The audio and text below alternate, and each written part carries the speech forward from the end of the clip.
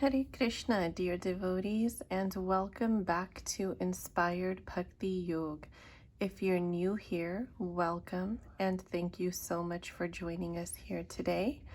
Let me introduce myself. My name is Sheena, and here we talk about life, love of Godhead and Guru, taking our devotional potential to the next level, and of course the law of attraction and how we can use that in devotional service. So today I think my Gopal is much more energetic. He's slept quite a bit and made up for the days that he didn't get his nap on time. So I think he's ready to go. I can just feel it. We will be continuing the Bhagavad Gita 1972 readings, chapter 2 today. Hopefully we can finish the remainder of the chapter. I had a few people email me to ask what my edition looked like. This is what my edition looks like. And I'll show you the back end over here. It tells the original edition, and this is the back part. Okay, so this is what I am reading from. And this set of readings does not include the Sanskrit text as requested by some younger generation devotees. And I'm honoring that because if that's what it takes to keep their focus and attention on the readings and for them to get the most benefit out of it, then I am happy to do that. And I hope to be able to, at some point, upload readings that do include the Sanskrit text for other devotees, because even I myself find that to be quite valuable and important, as they are. So without further ado, I am going to continue the readings. Actually, give me a quick second. Let me shut the door and put out the noises in the background. One sec.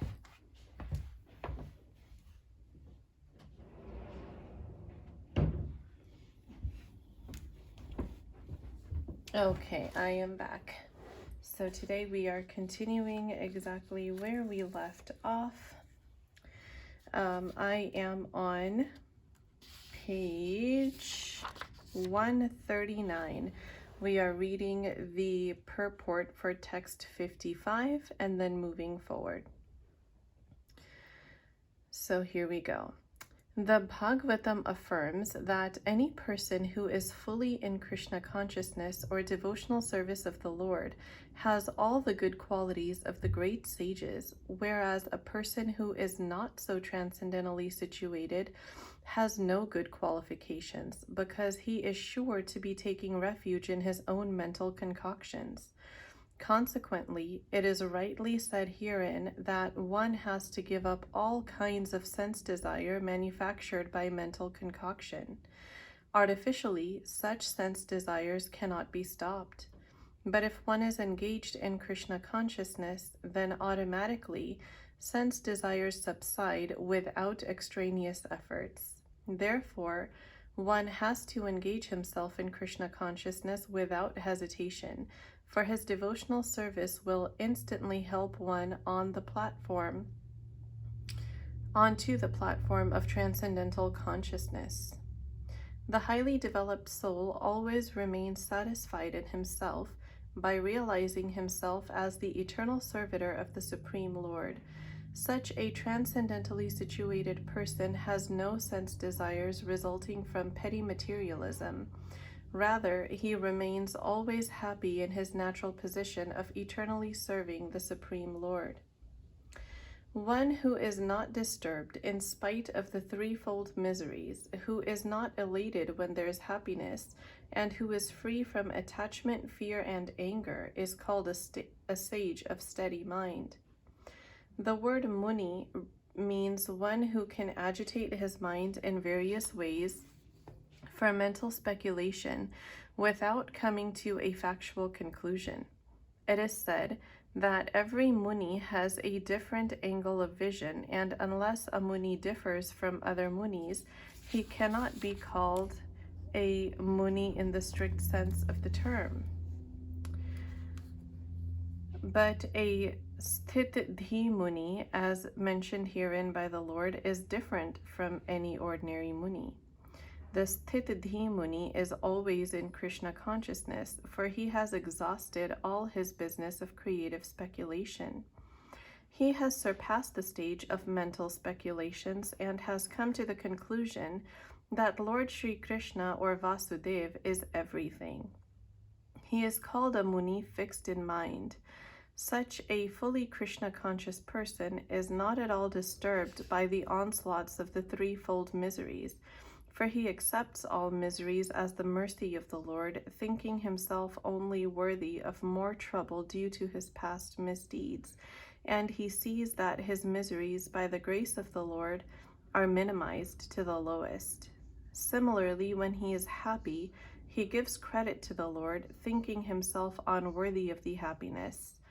He realizes that it is due only to the Lord's grace that he is in such a comfortable condition and able to render better service to the Lord. And for the service of the Lord, he is always daring and active and is not influenced by attachment or aversion. Attachment means accepting things for one's own sense gratification, and detachment is the absence of such sensual attachment. But one fixed in Krishna consciousness has neither attachment nor detachment because his life is dedicated to the service of the Lord. Consequently, he is not at all angry even when his attempts are unsuccessful. A Krishna conscious person is always steady in his determination. He who is without attachment, who does not rejoice when he obtains good, nor lament when he obtains evil, is firmly fixed in perfect knowledge.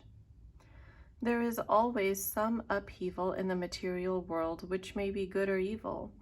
One who is not agitated by such material upheavals, who is unaffected by good and evil, is to be understood to be fixed in Krishna consciousness. As long as one is in the material world, there is always the possibility of good and evil because this world is full of duality. But one who is fixed in Krishna consciousness is not affected by good and evil because he is simply concerned with Krishna, who is all good, absolute.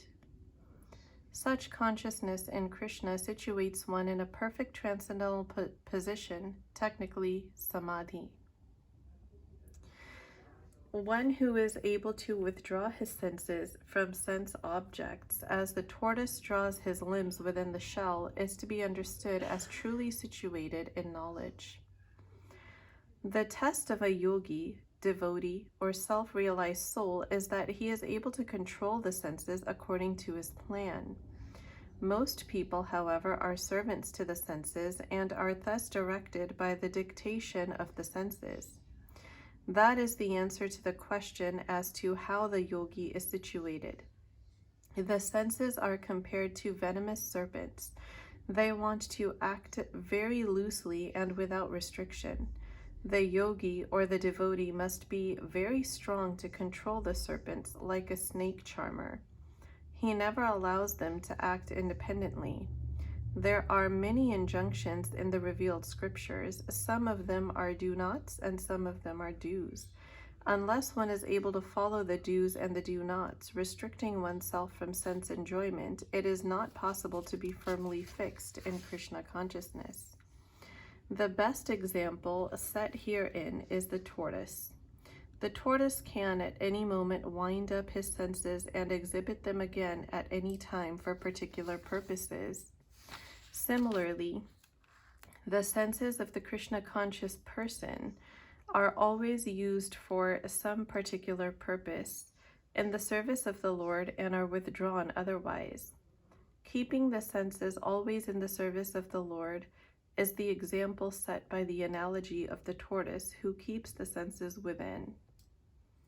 The embodied soul may be restricted from sense enjoyment, though the taste for sense objects remains.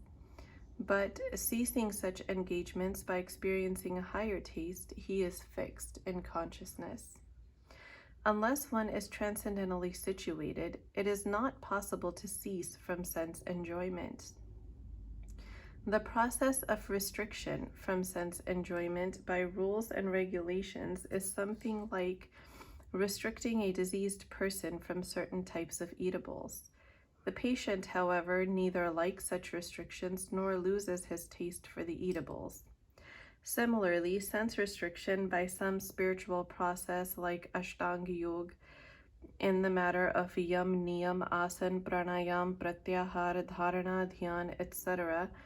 is recommended for less intelligent persons who have no better knowledge.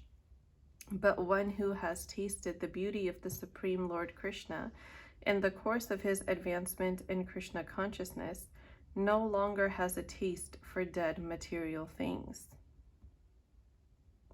Therefore, restrictions are there for the less intelligent neophytes in the spiritual advancement of life. But such restrictions are only good if one actually has a taste for Krishna consciousness. When one is actually Krishna conscious, he automatically loses his taste for pale things. The senses are so strong and impetuous, O Arjun, that they forcibly carry away the mind, even if a man of discrimination who is endeavoring to control them. There are many learned sages, philosophers, and transcendentalists who try to conquer the senses. But in spite of their endeavors, even the greatest of them sometimes fall victim to material sense enjoyment due to the agitated mind. Even Vishwamitra, a great sage and perfect yogi, was misled by Menka into sex enjoyment, although the yogi was endeavoring for sense control with very severe types of penances and a yoga practice. And of course, there are so many similar instances in the history of the world. Therefore, it is very difficult to control the mind and the senses without being fully Krishna conscious.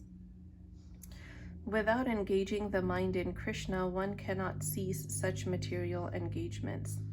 The practical example is given by Sri Yamunacharya, a great saint and devotee, who says, "Since my mind has been engaged in the service of the lotus feet of the Lord, and I have been enjoying an ever-new transcendental humor, whenever I think of sex life with a woman, my face at once turns from it, and I spit at the thought." Krishna consciousness is such a transcendentally nice thing that automatically material sense enjoyment becomes distasteful. It is as if a hungry man had satisfied his hunger by a sufficient quantity of nutritious eatables. Maharaj Ambarish also conquered a great yogi, Durvasa Muni, simply because his mind was engaged in Krishna consciousness. One who restrains his senses and fixes his consciousness upon me is known as a man of steady intelligence. That is the highest conception of yoga perfection. Is Krishna consciousness is clearly stated, I read that wrong here. That the highest conception of yoga perfection is Krishna consciousness is clearly explained in this verse. And unless one is Krishna conscious, it is not at all possible to control the senses. As cited above, the great sage Durvasa Muni picked a quarrel with Maharaj Ambarish, and Durvasa Muni unnecessarily became angry out of pride and therefore could not check his senses. On the other hand, the king, although not as powerful as a yogi, although not as powerful a yogi as the sage, but a devotee of the Lord, silently tolerated all the sage's injustices and thereby emerged victorious. The king was able to control his senses because of the following qualifications as mentioned in the Srimad Bhagavatam. King Ambarish fixed his mind on the lotus feet of Lord Krishna, engaged his words in describing the abode of the Lord, his hands in cleansing the temple of the Lord, his ears in hearing the pastimes of the Lord, his eyes in seeing the form of the Lord, his body in touching the body of the devotees, his nostrils in smelling the flavor of the flowers offered to the lotus feet of the Lord, his tongue in tasting the tulsi leaves offered to him, his legs in traveling to the holy places where his temple is situated, his head in offering obeisances unto the Lord, and his desires in fulfilling the desires of the Lord. And all of these qualifications made him fit to become a matbara devotee of the Lord. The word matbara is most significant in this connection. How one can become a matbara is described in the life of Maharaj Ambarish. Srila Baldev Vidya Bhushan, a great scholar and acharya in the line of the matbara, remarks, Mad Bhakti Prabhavena Sarvendriya Vijaya Purvika Svatam Drishti Sulabhate Bhava. The senses can be completely controlled only by the strength of devotional service to Krishna. Also, the example of fire is sometimes given. As the small flames within burn everything within the room, similarly Lord Vishnu, situated in the heart of the yogi, burns up all kinds of impurities. The Yoga Sutra also prescribes meditation on Vishnu, and not meditation on the void. The so-called yogis who meditate on something which is not the Vishnu form simply waste their time in a vain search after some phantasmagoria. We have to be Krishna conscious, devoted to the personality of Godhead. That is the aim of the real yoga. While contemplating the objects of the senses, a person develops attachment for them, and from such attachment, lust develops, and from lust, anger arises. One who is not Krishna conscious is subject to the material desires while contemplating the objects of the senses. The senses require real engagements, and if they are not engaged in the transcendental loving service of the Lord, they will certainly seek engagement in the service of materialism. In the material world, everyone, including Lord Shiva and Lord Brahma, to say nothing of other demigods in the heavenly planets, is subjected to the influence of sense objects. And the only method to get out of this puzzle of material existence is to become Krishna conscious.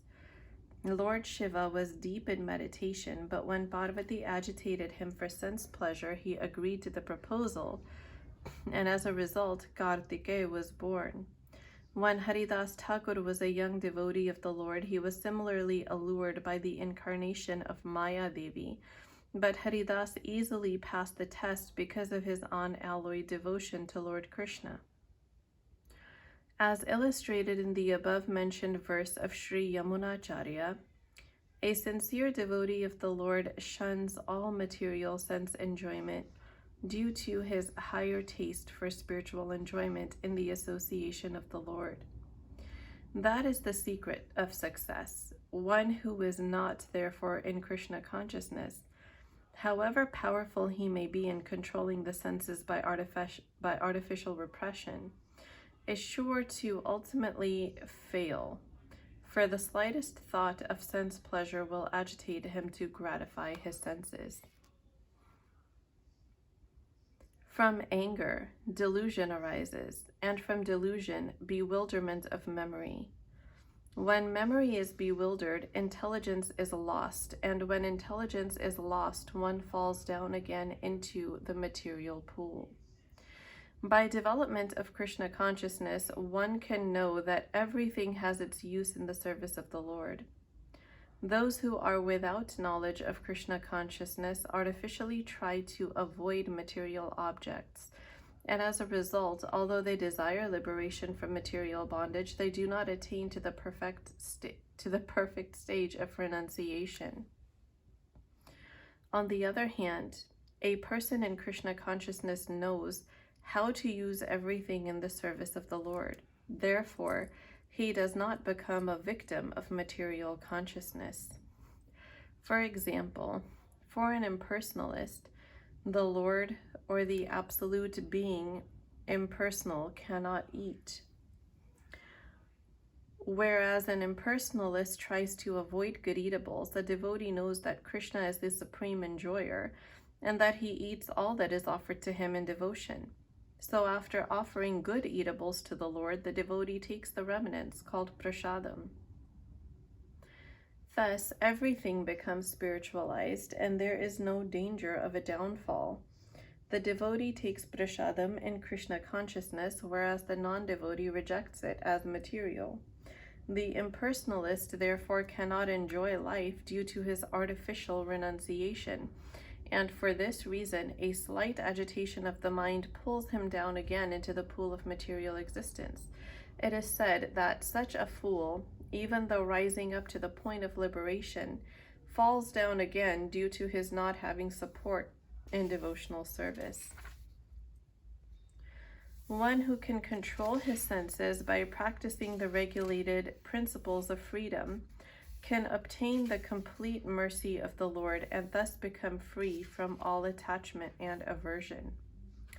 It is already explained that one may externally control the senses by some artificial process, but unless the senses are engaged in the transcendental service of the Lord, there is every chance of a fall. Although the person in full Krishna consciousness may apparently be on the sensual plane, because of his being Krishna consciousness, he has no attachment to sensual activities. The Krishna conscious person is concerned only with the satisfaction of Krishna and nothing else. Therefore, he is transcendental to all attachments.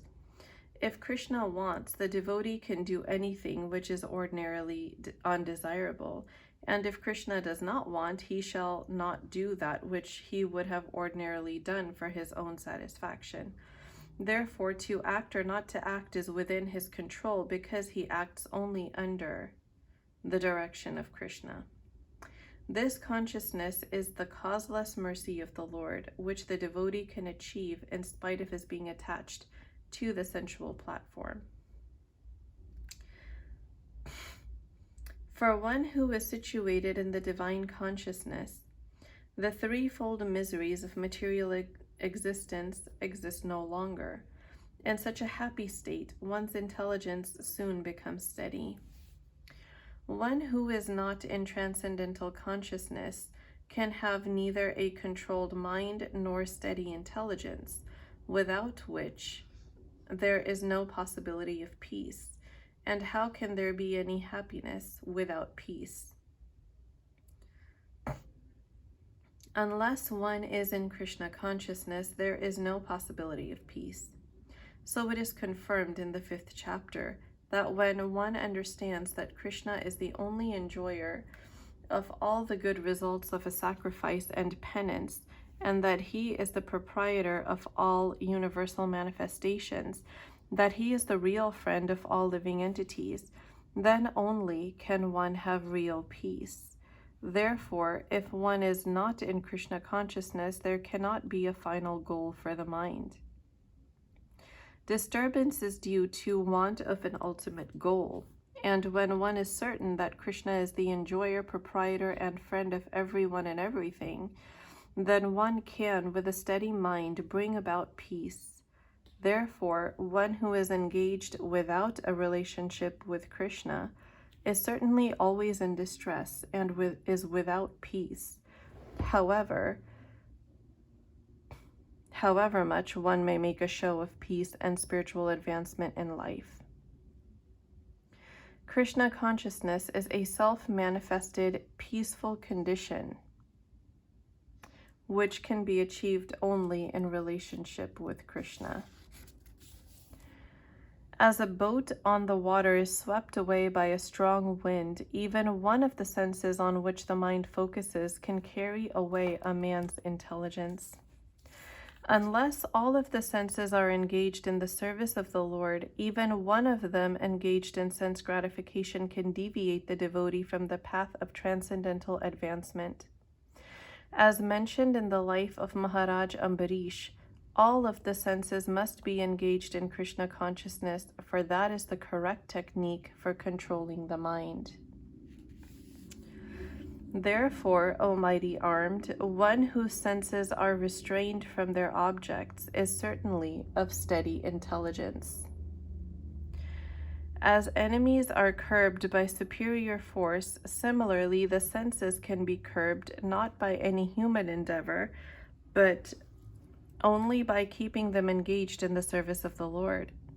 One who has understood this, that only by Krishna consciousness is one really established in intelligence, and that one should practice this under the guidance of a bona fide spiritual master, is called a sadhak, or a suitable candidate for liberation. What is night for all beings is the time of awakening for the self-controlled, and the time of awakening for all beings is the night for the introspective sage. There are two classes of intelligent men. The one is intelligent in material activities for sense gratification, and the other is introspective and awake to the cultivation of self-realization. Activities of the introspective sage or thoughtful man are night for persons materially absorbed. Materialistic persons remain asleep in such a night due to their ignorance of self-realization. The introspective sage remains alert in the night of the materialistic men. The sage feels transcendental pleasure in the gradual advancement of spiritual culture, whereas the man in materialistic activities, being asleep to self-realization, dreams of varieties of sense pleasure, feeling sometimes happy and sometimes distressed in his sleeping condition. The introspective man is always indifferent to materialistic happiness and distress. He goes on with his self-realization activities undisturbed by material reaction. A person who is not disturbed by the incessant flow of desires that enter like rivers into the ocean, which is ever being filled but is always still, can alone achieve peace, and not the man who strives to satisfy such desires. Although the vast ocean is filled with water, it is always, especially during the rainy season, being filled with much more water, but the ocean remains the same, steady. It is not agitated, nor does it cross beyond the limit of its brink. That is also true of a person fixed in Krishna consciousness. As long as one has the material body, the demands of the body for sense gratification will continue. The devotee, however, is not disturbed by such desires because of his fullness. A Krishna-conscious man is not in need of anything because the Lord fulfills all his material necessities. Therefore, he is like the ocean, always full in himself. Desires may come to him like the waters of the rivers that flow into the ocean, but he is steady in his gratification. But he is steady in his activities, and he is not even slightly disturbed by desires for sense gratification. That is the proof of a Krishna-conscious man, one who has lost all inclinations for material sense gratification, although the desires are present, because he remains satisfied in the transcendental loving service of the Lord. He can remain steady like the ocean and therefore enjoy full peace. Others, however, who fulfill desires even up to the limit of liberation, what to speak of material success, never attain peace. The fruitive workers, the salvationists, and also the yogis who are after mystic powers are all unhappy because of unfulfilled desires. But the person in Krishna consciousness is happy in the service of the Lord, and he has no desires to be fulfilled. In fact, he does not even desire liberation from the so-called material bondage. The devotees of Krishna have no material desires, and therefore they are in perfect peace. A person who has given up all desires for sense gratification, who lives free from desires, who has given up all sense of proprietorship and is devoid of false ego, he alone can attain real peace. To become desireless means not to desire anything for sense gratification. In other words, Desire for becoming Krishna conscious is actually desirelessness. To understand one's actual position as the eternal servitor of Krishna without falsely claiming this material body to be oneself, and without falsely claiming proprietorship over anything in the world, is the perfect stage of Krishna consciousness. One who is situated in this perfect stage knows that because Krishna is the proprietor of everything, therefore everything must be used for the satisfaction of Krishna. Arjuna did not want to fight for his own sense gratification, but when he became fully Krishna conscious, he fought because Krishna wanted him to fight. For himself, there was no desire to fight, but for Krishna, the same Arjuna fought to his best ability. Desire for the satisfaction of Krishna is really desirelessness. It is not an artificial attempt to abolish desires. The living entity cannot be desireless or senseless because he does have to change the quality of the desires. A materially desireless person certainly knows that everything belongs to Krishna, and therefore he does not falsely claim proprietorship over anything.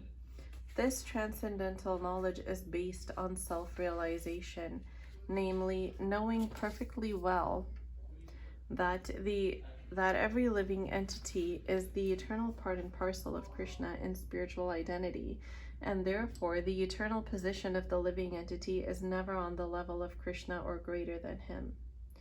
This understanding of Krishna consciousness is the basic principle of real peace. That is the way of the spiritual and godly life, after attaining which a man is not bewildered. Being so situated, even at the hour of death, one can enter into the kingdom of God. One can attain Krishna consciousness or divine life at once within a second, or one may not attain such a state of life even after millions of births. It is only a matter of understanding and accepting the fact. Khartvang Maharaj attained this state of life just a few minutes before his death by surrendering to Krishna. Nirvana means ending the process of materialistic life. According to Buddhist philosophy, there is only void after the completion of this material life, but Bhagavad Gita teaches differently. Actual life begins after the completion of this material life. For the gross materialist, it is sufficient to know that one has to end this materialistic way of life. But for persons... I didn't get that. Could you try again? But for persons who are spiritually advanced, there is another life after this materialistic life. I'm not sure I understand. I'm sorry, you guys. My watch is going crazy here. I don't know what it's doing on its own. Before ending this life, if one fortunately becomes Krishna conscious, he at once attains the stage of Brahma Nirvana. There is no difference between the kingdom of God and the devotional service of the Lord.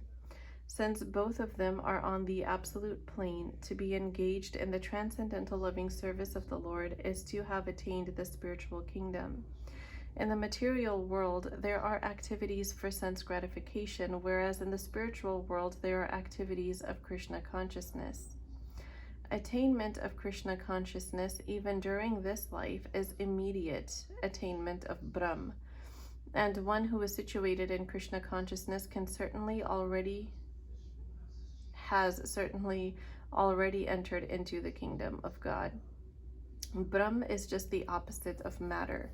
Therefore, Brahmasthiti means, or Brahmisthiti means, not on the platform of material activities. Devotional service of the Lord is accepted in the Bhagavad Gita as the liberated stage.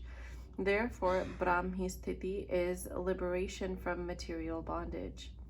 Srila Bhakti Vinod Thakur has summarized the second chapter of the Bhagavad Gita as being the contents for the whole text. In the Bhagavad Gita, the subject matters are Karam Yog, Gyan Yog, and Bhakti Yog. In the second chapter, Karam Yog and Gyan Yog have been clearly discussed. and a glimpse of Bhakti Yoga has also been given as the contents for the complete text. Thus ends the Bhaktivedanta purports to the second chapter of the Srimad Bhagavad Gita in the matter of its contents.